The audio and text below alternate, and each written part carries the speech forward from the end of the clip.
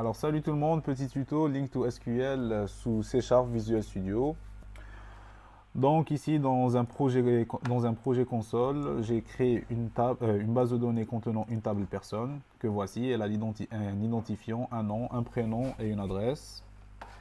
Donc on commence direct, on va dans ajouter, nouvel élément, données, classe Link to SQL. On va l'appeler par exemple tuto link. Et on fait ajouter.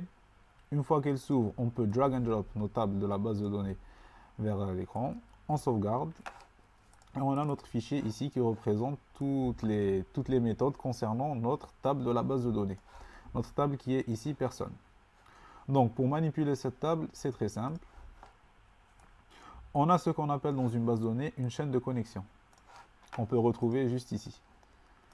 Alors on copie-colle notre chaîne de connexion. Dans chaque méthode qu'on va utiliser, on va reconstruire notre chaîne de connexion pour faire une nouvelle connexion vers la base de données. Donc on fait une chaîne de caractères, puis on copie notre chaîne de connexion. Un petit détail, on utilise le dollar et l'arrobas pour dire que c'est une adresse, donc un chemin de répertoire dans notre ordinateur. Aussi, petit détail, pour la portabilité de notre programme, il est mieux de ne pas faire un chemin direct, donc pas un chemin C, deux points, anti-slash, etc., etc. Alors on utilise la méthode system get directory. Ça va nous donner le répertoire courant et donc accéder directement à notre base de données. Ensuite, une fois que la chaîne de connexion est faite, nous allons déclarer un objet data de type tuto link data context. Remarquons que tuto link est le nom de notre fichier .mdl qui représente la classe link to SQL. Donc tuto link data context, data reçoit new tuto link et on rentre notre chaîne de connexion en paramètres. Ainsi, nous avons créé une connexion vers notre base de données. Par exemple, ici, on veut récupérer une ligne de notre base de données. Pour récupérer cette ligne, on va la récupérer dans une liste. Cette liste, elle est de type personne et c'est une liste iQueryable. Donc on fait iQueryable entrechevant le type de données de notre liste qui est ici personne, en référence à la table personne. Donc liste de personnes reçoit.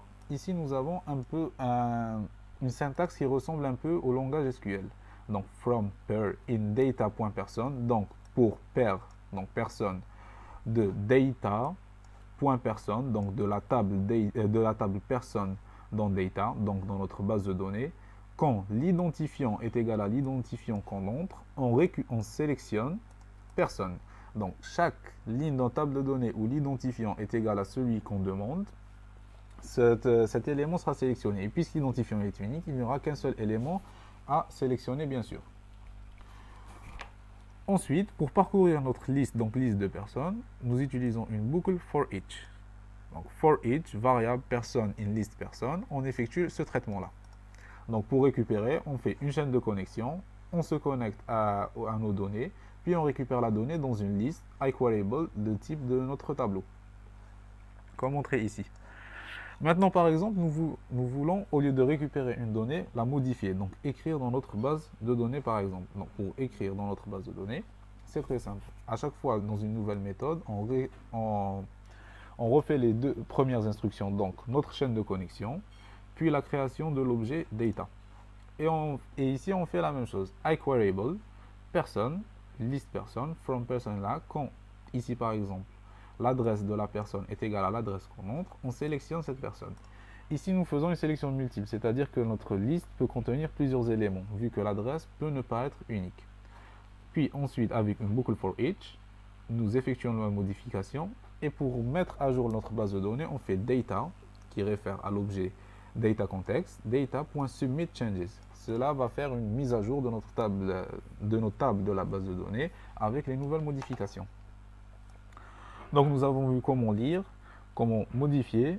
Aussi, nous pouvons voir comment écrire dans une base de données. Ici, par exemple, nous voulons ajouter à la table un nouvel élément. Donc, comme d'habitude, la chaîne de connexion, l'objet data context, puis si nous voulons ajouter qu'un seul objet, nous allons créer un seul objet. Donc, pas besoin de créer toute une liste. Pour cela, nous avons le type personne qui fait référence à notre table. Donc personne, pers reçoit new personne. Donc nous avons un nouvel objet de type personne qui est un élément de notre base de données, puis on affecte à ces champs des valeurs.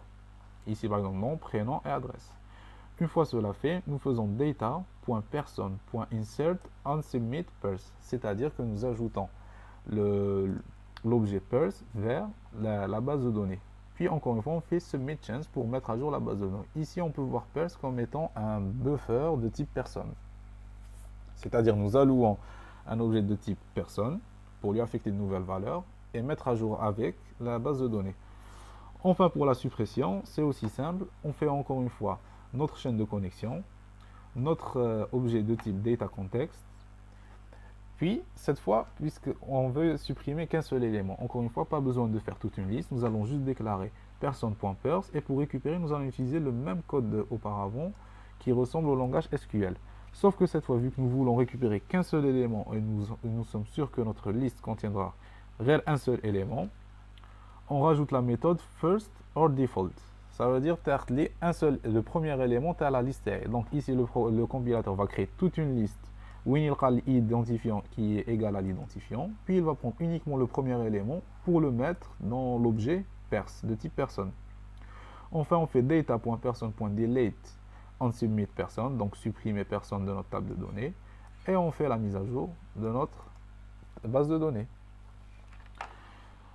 Voilà, ce sont les principales actions à utiliser sur une base de données qui sont l'écriture, la mise à jour, la suppression et la modification.